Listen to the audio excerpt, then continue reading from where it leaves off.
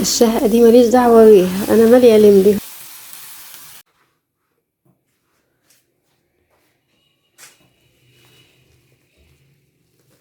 تعالوا نشوف احنا بنعمل اصلا الملوخية الخضرا ديت، بحب اعملها بصراحة طازة.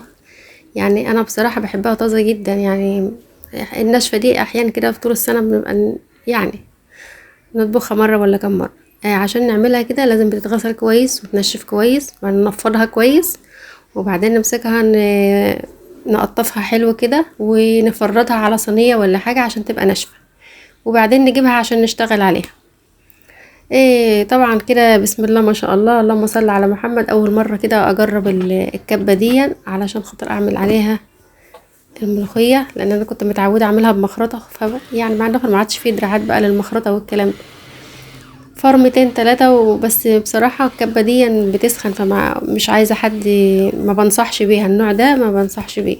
بتسخن جدا وبتاخد وقت عما تخلص. هي عملت النتيجة المطلوبة طبعا، كتر خيرها وعملت معايا شغل حلو، بس بصراحة بتسخن، واحنا في الصيف وكده النفر بقى يخاف يعني. لو لقيتي عرق في الملوخية سيبيه، لان هو بيديك العرق اللي هو الحاجة اللي هي زي العود كده جنب الورقة. اول طحنه هي اول فرمه في الملوخيه، شوف عامله ازاي. لازم انا اجربها العود تكون ورقه مثلا ملفوفه على العمود او كده. فانا لقيتها دلوقتي في حاجه لازقه تحت، اللي هي الناعمه قوي لازقه تحت. انا مش عايزه افرمها لدرجه انها تعمل ميه، فهتعمل معايا بس المنظر ده كده. اللهم صل وسلم وبارك على سيدنا محمد وعلى اله وصحبه وسلم. هاخد شويه الخشنين دول بس هحطهم فوق الورق، يعني بدل ما اعملهم لوحدهم وهي تلف على الفاضي. هدخل شويه ورق دلوقتي واكملهم بقى بالشويه الخشنين دول. طبعا واحنا بنفرم كده برحب باخواتي الجداد اللي نوروني وشرفوني، واهلا وسهلا بكم، ويا رب تستفادوا من المحتوى بتاعي، ويا رب اكون مثلا سبب في حاجة حلوة انتوا اتعلمتوها. وبشكر اخواتي اللي دايما بينتظروا وصفاتي ودايما بيكتبوا لي كلام حلو، وبشكرهم جدا جدا على الكومنتات الحلوة اللي هم كتبوها لي في كفتة الريش اللي فاتت. بشكركم والله، وبتستنوني بتشوفوا الفيديو للاخر يعني. ده حاجة كده شرف ليا طبعا. طبعا احنا عملنا الملوخية زي ما انتوا شايفين.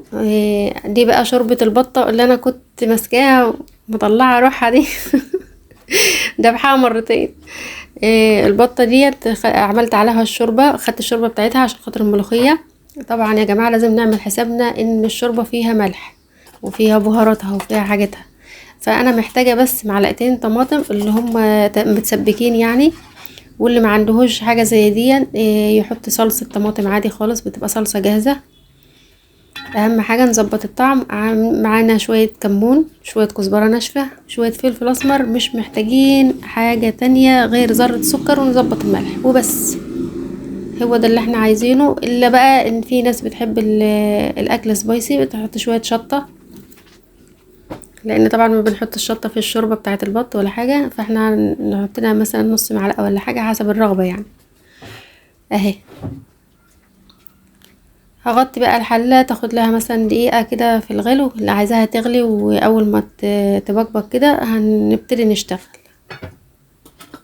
اللهم صل وسلم وبارك على سيدنا محمد وعلى اله وصحبه وسلم. حان وقت العمل. هاخد كمية الملوخية على قد الشوربة، مش شرط ان انا احط كل الملوخية اللي انا عملتها، لان انا الملوخية اللي انا عاملاها كفت طبخة تانية، فانا ظبطتها عشان اعينها في الفريزر يعني. هي بتبقى باينه انها مكلكعه كده في الاول، مجرد ما تدي غلوه صغيره نجهز بقى ايه الطشه بتاعتنا، الطشه العزيزه اللذيذه.